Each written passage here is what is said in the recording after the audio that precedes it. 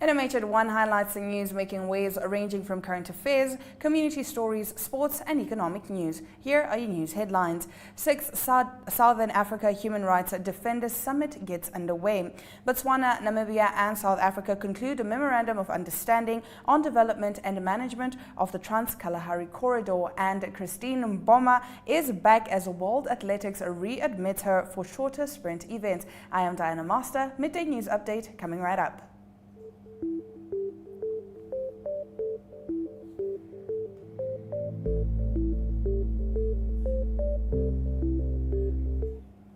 In today's Midday News Update, Professor Adriana Novunga, the chairperson of the Southern Defenders, a network of human rights defenders in Southern Africa, this morning stressed that there has been an increased human rights violation and abuses of human rights defenders. He is one of the participants at the 6th Southern Africa Human Rights Defenders Summit, which got underway in Windhoek this morning.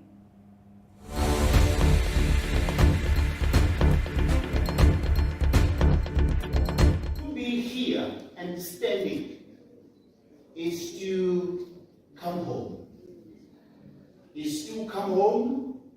to continue the struggle where our forefathers left it. And the struggle we're continuing today is the struggle of the realization of the human dignity, the realization of human rights. We are human rights defenders. We are peaceful people who individually and collectively come together so that our people, our communities can enjoy the rights enriched in our Constitution and in the United Nations Declaration of Human Rights.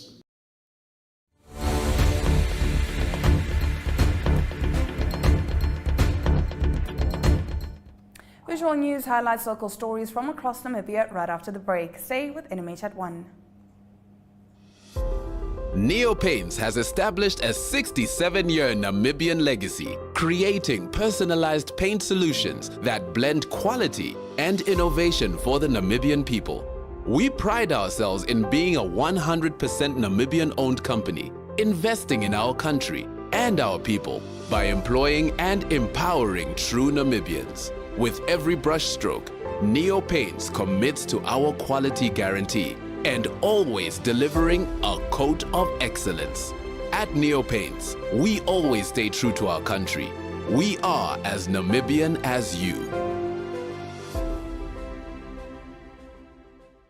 Welcome to What's Cooking, where culinary passion meets expert insights. Somebody must really want to cook and want to cook good food. Immerse yourself in the bustling world of professional kitchens as top chefs create mouthwatering dishes. Join us for in-depth interviews as our host explores the experiences and expertise of our guest chefs. Don't miss out. Tune in to What's Cooking on NTV every Friday at 2100 hours and let the culinary adventure begin.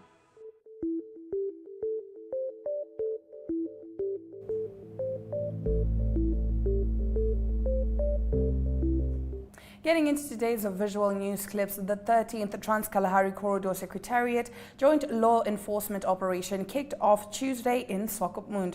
The governments of Botswana, Namibia and South Africa concluded a Memorandum of Understanding on the development and management of the Trans Kalahari Corridor. Deputy Minister of Works and Transport Veiko Nkundi was there. This video is from Precious Ngitaunapo. Let's have a look.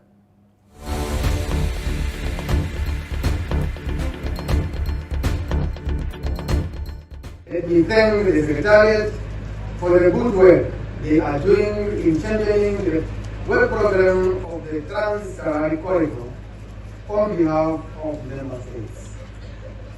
Their delegates, due to the fact that people and cargo move across borders, a number of transport bilateral and multilateral agreements have been developed and entered into by different countries. These agreements and protocols include but not limited to the TKCMC, SAPU MOU on transport, SADC protocol on transport, communication, NMH, the World Trade Organization, and many others. These are negotiated with a view to achieve seamless movement of goods and people across borders. It is for this very reason that Namibia supports and will continue to support successive joint law enforcement. This is the only way that the three member states will fast-track deeper regional integration, which is key for economic development and also in support of Africa Continental Free Trade Area. Director of Proceedings, ladies and gentlemen, the significance of the African Continental Free Trade Area cannot be overstated. It is the world's largest new free trade area since the establishment of the WTO in 1994. For Africa, the African Continental Free Trade Area is the first step in implementing Agenda 2063. Who will be alive? I will be alive. I will be alive. Who will be alive with me? Please, let's be this together. Who is doubting that you will be alive? So please let's not doubt ourselves. By doubting, by imagining, they come closer. So let's not doubt. As it promises to increase intra-African trade through deeper levels of trade liberalization and enhanced regulatory harmonization and coordination. Of course, the ultimate goal for the African Continental Free Trade Area is to create a single market for goods and services.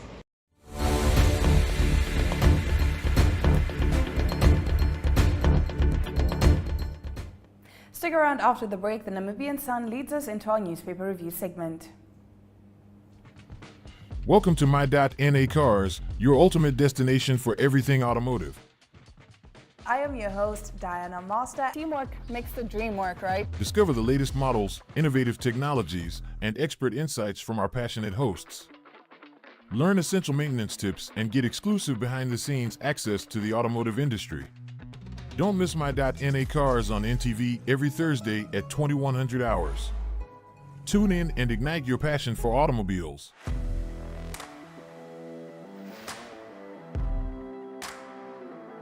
Hello and welcome to today's Sports Rep Show. I am your host, Jesse Jackson Kauraika.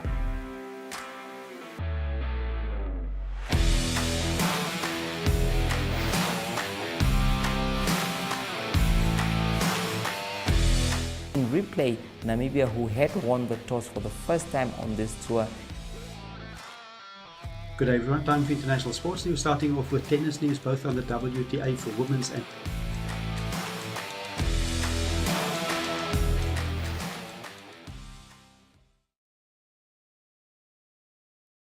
Welcome to What's Cooking, where culinary passion meets expert insights. Somebody must really want to cook and want to cook good food. Immerse yourself in the bustling world of professional kitchens as top chefs create mouth-watering dishes. Join us for in-depth interviews.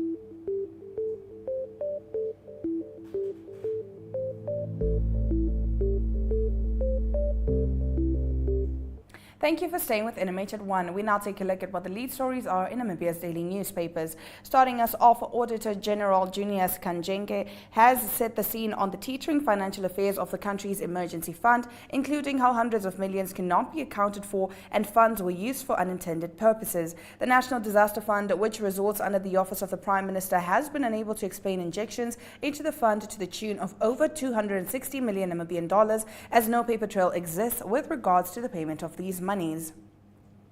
On Namibian Sun to page 3, Namibia has availed 26 million Namibian dollars for construction of headquarters for the Southern African Science Service Centre for Climate Change and Adaptive Land Management in Windhoek. Deputy Agriculture Minister Anna Shiweda said construction is expected to commence in the first quarter of 2024. She made these remarks at a SASCO high-level climate change dialogue titled Road to COP28, or formerly the 28th United Nations Climate Change Conference, which will be held in Dubai, United Arab Emirates, from the 30th of November to the 12th of December. Now moving over to the Republicans' front page, while the capital is apparently unable to achieve the necessary 10% water savings, it appears that only 27% of the total amount of water withdrawn from the north of the country ends up reaching the Omatako Dam. Up to 73% of the water from the karst aquifer is lost before it reaches its final destination. This is due to frequent problems and inefficient infrastructure or the water channel that has to transport the water from the Berg, Aukas and Combat Mine. On the paper's page 3, Google's roadmaps are such a part of modern life these days that most of us don't even think about them before we use them to search for a place or to share a location via mobile phone. The application also offers millions of people the opportunity to see what an unknown destination looks like at street level. Now, a partnership with the local passenger transport service LEFA offers the content to show the whole world what Namibia's streets look like through Street View. On its front page, the Allgemeine Zeitung today leads with a story that has been going on for a while. The German broadcasting company NDR recently produced a so-called documentary under a title best translated as German Guilt, Namibia and the Genocide. Namibians who worked on this project took issue with the fact that a material number of statements and allegations made in the film are not true. The AZ has in the meantime received a response from the NDR, which seems to raise more questions than it answers previous ones. On its page 3, the Allgemeine Zeitung highlights that after the anti-poaching unit caught 2 poachers, these seemingly habitual criminals have to answer for numerous poaching incidents and even attempted murder in court, yet were left to roam free. Prosecutors seem to pay little attention to the serious charges that are pending in many cases, and because the state prosecutors seem to fail to appear in court every so often, the accused end up getting away with their crimes scot-free or simply by paying a small fine. That brings us to the end of the first half of our newspaper review segment. The second half coming up right after this. Neo Paints has established a 67-year Namibian legacy, creating personalized paint solutions that blend quality and innovation for the Namibian people. We pride ourselves in being a 100% Namibian-owned company, investing in our country and our people by employing and empowering true Namibians. With every brushstroke, Neo Paints commits to our quality guarantee and always delivering a coat of excellence. At Neo Paints, we always stay true to our country. We are as Namibian as you.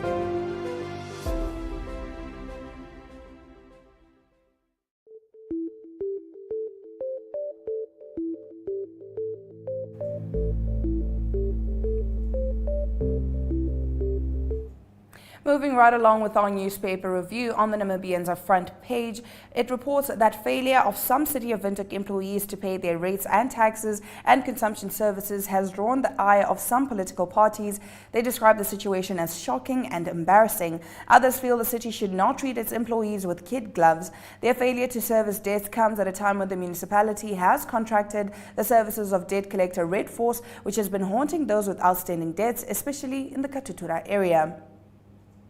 On the Namibian's page 3, 2 men accused of raping a woman in Windhoek in January 2015 were caught in the act. A security guard testified in the Windhoek High Court yesterday. After hearing the screams of a woman near Katutura Intermediate Hospital in Windhoek, he encountered a scene where a car door stood parked with 3 of its doors open and a man trying to make a woman perform oral sex on him.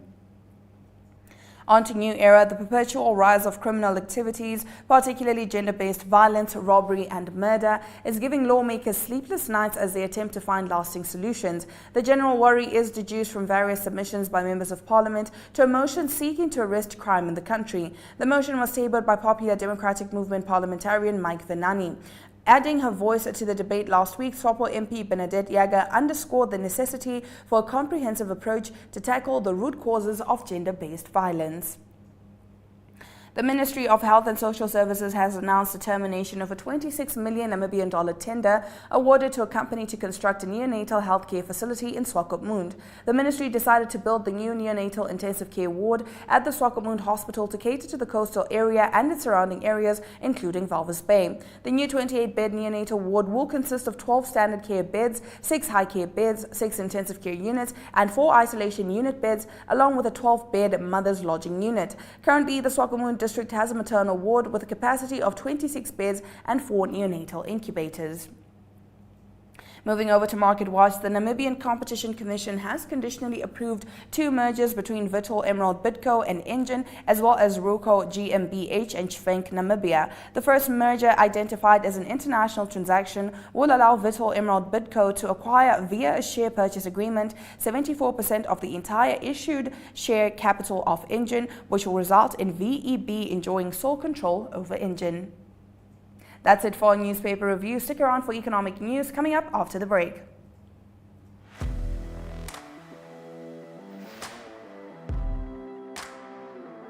Hello and welcome to today's Sports Rep Show. I am your host, Jesse Jackson Kauraika.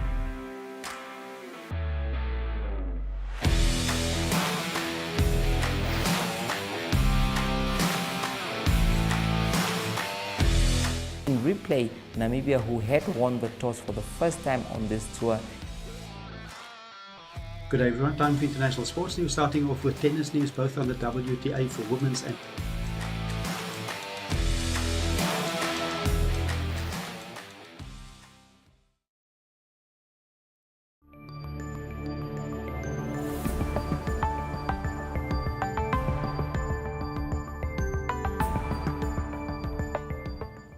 In economic news this afternoon, Namibian businesses have sponsored a total of $1.8 million Namibian dollars for Namibia's pavilion at the Conference of the Parties COP28, which is taking place in Dubai from the 30th of November to the 12th of December. A handover event held this week formed part of the COP28 delegation's premature meeting. It brought together nominated delegates by the United Nations Framework Convention on Climate Change through the Environment Ministry. Sharing Namibia's message, according to the Environmental Investment Fund, Namibia's pavilion at COP28 will offer a strategic platform to promote the nation's climate goals and spotlight sustainable practices outlined in its national determined contributions. Sponsorship was received from Bank Windhoek of 300,000 Namibian dollars, Capricorn Foundation with 200,000, Namibia Agronomic Board 600,000, R&B Namibia 200,000, 91 Namibia 100,000, and Climate Fund Managers a donation of 100,000 Namibian dollars. Now let's take a look at the economic indicators.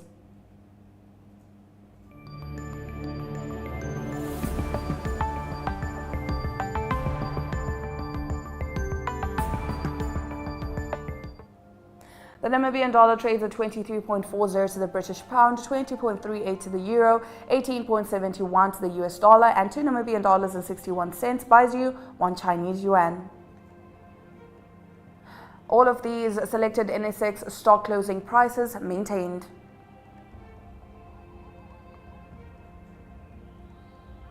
SBN Holdings stocks took an upturn of 5.30%, while Chasco Group Holdings Limited took a dip of 6.30%. Local index closed at an upturn of 0.23%, while overall index closed at an upturn of 0.62%. Commodities, gold and platinum are up, while copper and Brent crude oil took a dip of 0.56% and 0.71% respectively.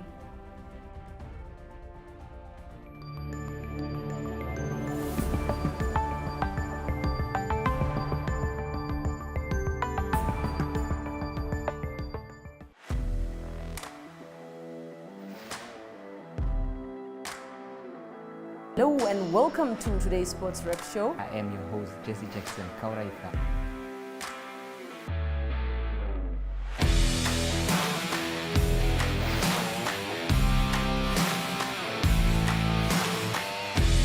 In replay, Namibia, who had won the toss for the first time on this tour.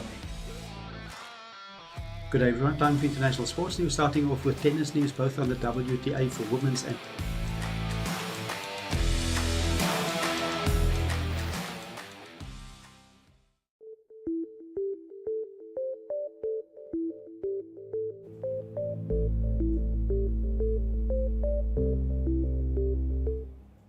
Heading straight into African news, South African lawmakers on Tuesday voted in favor of closing down the Israeli embassy in Pretoria and suspending all diplomatic relations until a ceasefire is agreed in its war with Palestinian Islamist group Hamas in Gaza. The resolution is largely symbolic, as it will be up to President Cyril Ramaphosa's government whether to implement it. A presidency spokesperson said Ramaphosa notes and appreciates Parliament's guidance on South Africa's diplomatic relations with Israel, particularly on the status of the embassy. The president and cabinet are engaged over the matter, which remains the responsibility of the national executive, Vincent Magwenya said. Ramaphosa and senior foreign ministry officials have been vocally critical of Israel's leadership during its devastating military campaign against Hamas in the densely populated Gaza Strip, calling on the International Criminal Court to investigate them for potential war crimes. On Monday, the Israeli ambassador in Pretoria was recalled to Tel Aviv for consultations ahead of the vote, which on Tuesday was resoundingly adopted by 248 to 91 margin. The parliamentary resolution was brought by the opposition Economic Freedom Fighters Party last week, when the governing African National Congress pledged to support what has been a central diplomatic stance for South Africa since Nelson Mandela became the country's first democratically elected president in 1994. Getting into our next story, about 1.5 million children in the Democratic Republic of Congo will be born into hunger by the end of this year, while an estimated 6.6 million children under the age of 5 will be undernourished, a new report by Save the Children shows. According to the report, there had been a 20% increase in the number of undernourished births globally compared to 10 years ago. Africa and Asia shared 95% of the world's undernourished births in 2023 due to economic instability, conflicts, and climate shocks. The biggest increase was noted in the DRC, which continues to be a textbook case for African problems. About 1.5 million newborns are projected to be born into the grips of hunger in the DRC, the highest number recorded for the country since Food Agriculture Organization records began in 2001. A 33-year-old Congolese woman interviewed by Save the Children told of her biggest fears, having lost 3 babies to hunger. The global head of health and nutrition at Save the Children, Hannah Stephenson, added in a statement, for every minute, 33 children were born into hunger. We'll now take a quick ad break and bring you international news from across the world. Stay tuned.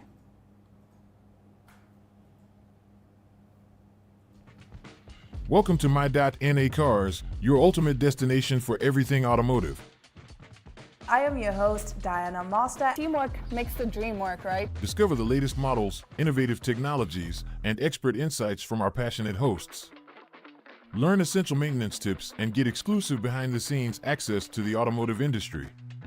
Don't miss My.NA Cars on NTV every Thursday at 2100 hours. Tune in and ignite your passion for automobiles.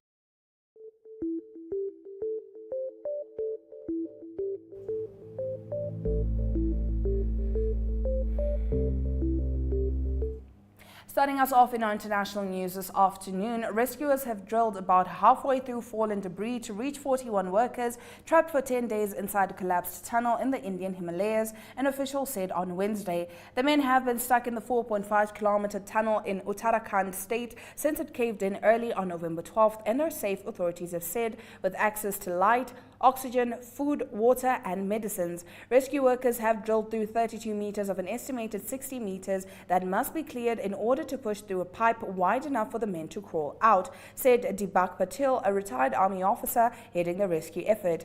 First images emerged on Tuesday from within the tunnel, showing workers in white and yellow hard hats standing in the confined space and communicating with rescuers after a medical endoscopy camera was pushed through a smaller pipeline. Authorities have not said what caused the tunnel collapse, but the region is prone to landslides, earthquakes, and floods. Efforts to bring the men out have been slowed by snags in drilling the mountainous terrain.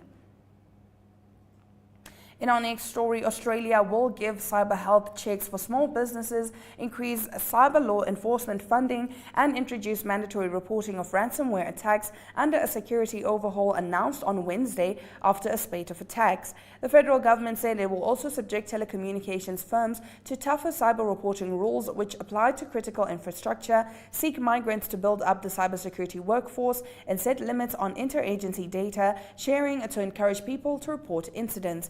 Unveiling the 7-year strategy, O'Neill said that while large businesses received some of the biggest cyber attacks, they typically recovered, but attacks on small and medium-sized businesses could be terminal. Don't go anywhere. We return with news from the world of sports right after this break. Welcome to What's Cooking, where culinary passion meets expert insights. Somebody must really want to cook and want to cook good food. Immerse yourself in the bustling world of professional kitchens as top chefs create mouthwatering dishes. Join us for in-depth interviews as our host explores the experiences and expertise of our guest chefs. Don't miss out. Tune in to What's Cooking on NTV every Friday at 2100 hours and let the culinary adventure begin.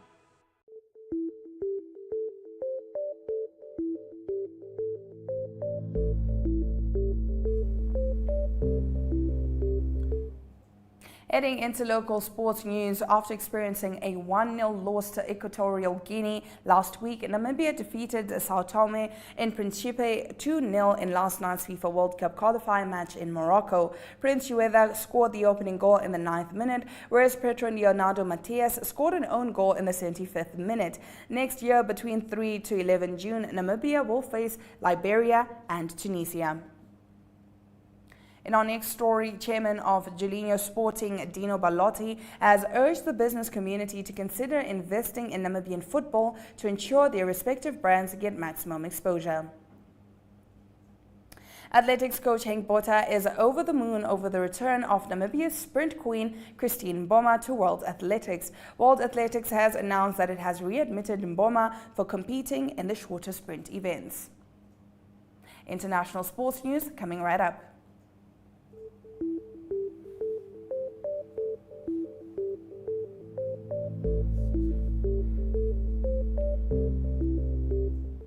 Hakim Ziyech scored from a 40-meter drive as a shocked 2022 World Cup semi-finalists. Morocco beat 10-man Tanzania 2-0 on Tuesday when they began their campaign to qualify for the next finals.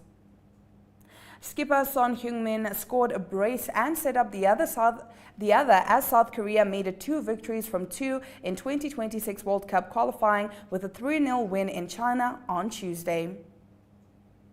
Argentina defeated Brazil 1-0 on Tuesday in an ill-tempered 2026 World Cup qualifying clash marred by pre-match crowd trouble that forced kick-off to be delayed.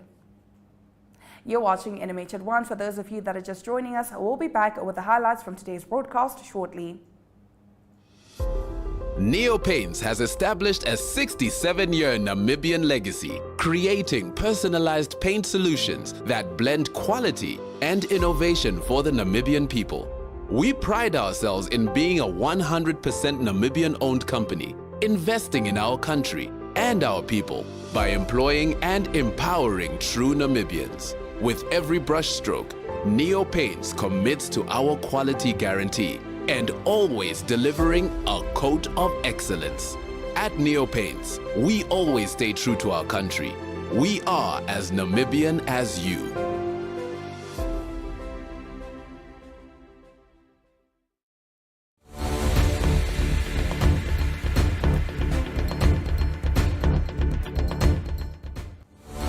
You're still with NMH at 1. For those of you that are just joining us, let's take a look at the highlights from today's broadcast. South African lawmakers voted on Tuesday in favor of closing down the Israeli embassy in Pretoria and suspending all diplomatic relations until a ceasefire is agreed in its war with Palestinian Islamist group Hamas in Gaza. In international news, rescuers have drilled about halfway through fallen debris to reach 41 workers trapped for 10 days inside a collapsed tunnel in the Indian Himalayas, an official said on Wednesday. And in local sports, athletics coach Henk Botha is over the moon over the return of Namibia's sprint queen Christine Mboma to World Athletics. World Athletics has announced that it has readmitted Mboma for competing in the shorter sprint events. Those have been your highlights, and that brings us to the end of our show. Remember to spend your lunch hour with NMH at 1 every weekday at 1 p.m. catching up on the latest news in Namibia and beyond. That's it from all of us in studio, and we do wish you a lovely Wednesday ahead.